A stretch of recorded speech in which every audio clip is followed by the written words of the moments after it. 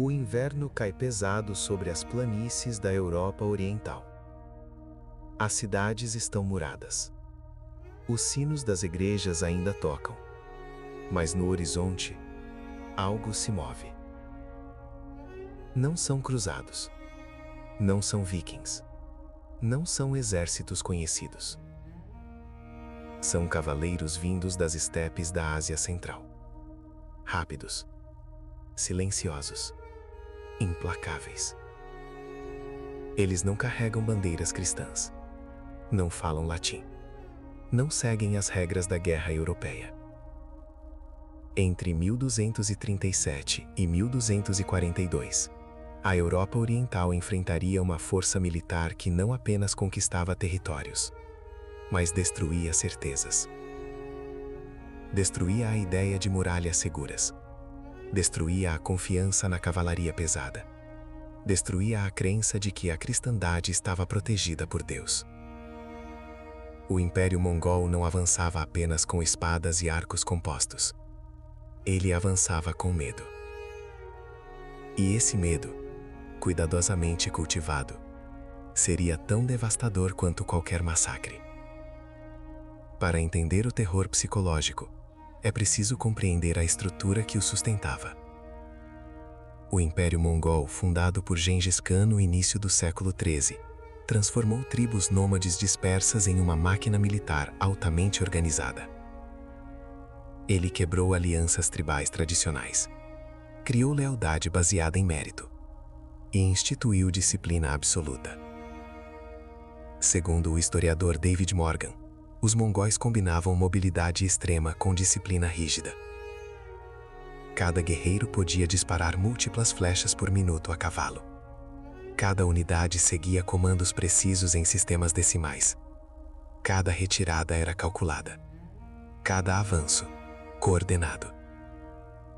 Nada era improvisado. Após a morte de Gengis Khan, a expansão continuou sobre seus sucessores. O império não desacelerou. Ele se expandiu ainda mais. E foi sob o comando de Batu Khan, neto do fundador, que a Europa Oriental seria atingida. Batu não agia sozinho. Ao seu lado estava o estrategista Subedei, um dos maiores comandantes militares da história. Entre 1237 e 1240, os principados da antiga Rússia de Kiev foram esmagados.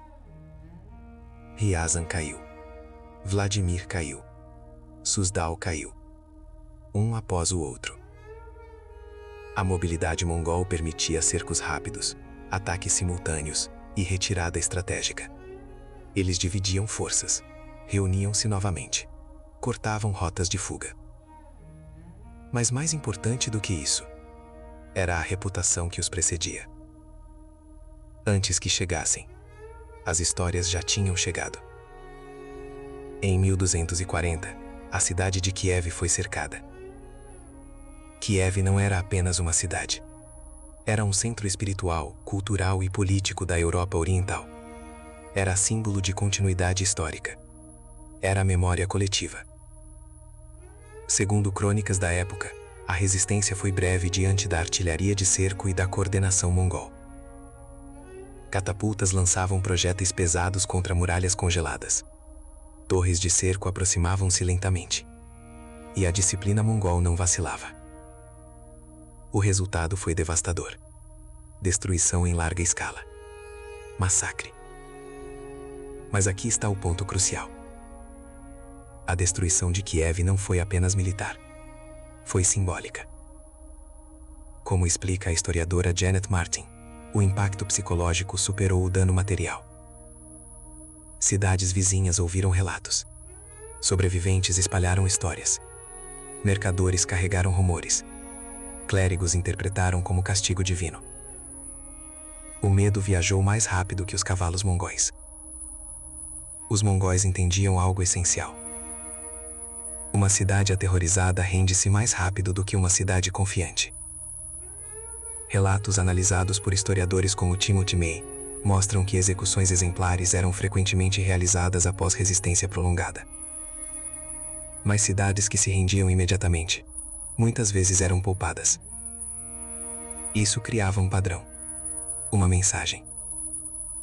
Resista e seja destruído. Submeta-se e sobreviva. Esse cálculo frio tornava cada decisão política um dilema existencial: lutar e arriscar a aniquilação, ou render-se e preservar vidas. Outra tática clássica era a retirada simulada. O exército fingia fuga. O inimigo perseguia. A formação se rompia. E então, o cerco se fechava. Era uma armadilha psicológica, baseada em orgulho, baseada em impulso. Não era apenas estratégia militar. Era manipulação emocional em campo de batalha.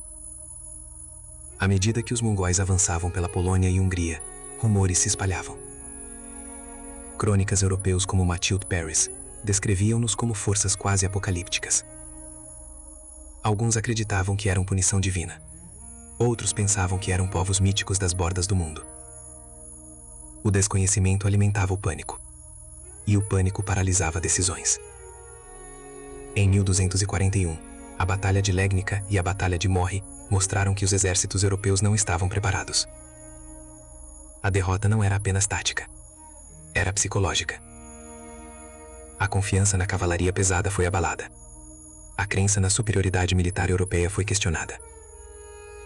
Reis começaram a reorganizar defesas. Cidades reforçaram muralhas. Mensageiros cruzavam o continente com alertas desesperados. O medo tornava-se estrutural. O avanço mongol recuou após 1242. Mas o impacto permaneceu. Os principados russos ficaram sob domínio da Horda Dourada por décadas. Tributos eram pagos. Autoridades locais governavam sob supervisão indireta. Essa relação moldaria o desenvolvimento político da região por gerações. Historiadores modernos debatem o peso desse período na formação política da região. Mas há consenso sobre um ponto. O trauma coletivo moldou decisões políticas e estratégias defensivas futuras. O medo se tornou memória. O Império Mongol foi um dos maiores da história. Do Pacífico até o coração da Europa. Mas sua expansão na Europa Oriental deixou algo além de ruínas. Deixou uma lição brutal sobre o poder da reputação. Antes mesmo da chegada dos cavaleiros, as histórias já tinham vencido batalhas. O terror psicológico não era um efeito colateral. Era parte da estratégia. E talvez essa seja a reflexão mais perturbadora. Em muitos momentos da história, o medo precede a espada.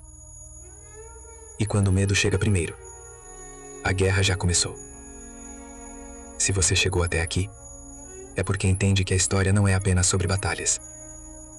Ela é sobre medo, decisão e sobrevivência. O Império Mongol mostrou que às vezes, a reputação vence antes do exército chegar. Agora eu quero saber a sua opinião. Você acredita que o terror psicológico foi a arma mais poderosa dos mongóis? Ou a superioridade militar foi o fator decisivo? Escreva nos comentários. Eu leio todos. Se você gosta de história profunda, baseada em fontes acadêmicas e sem mitos romantizados, se inscreva no canal.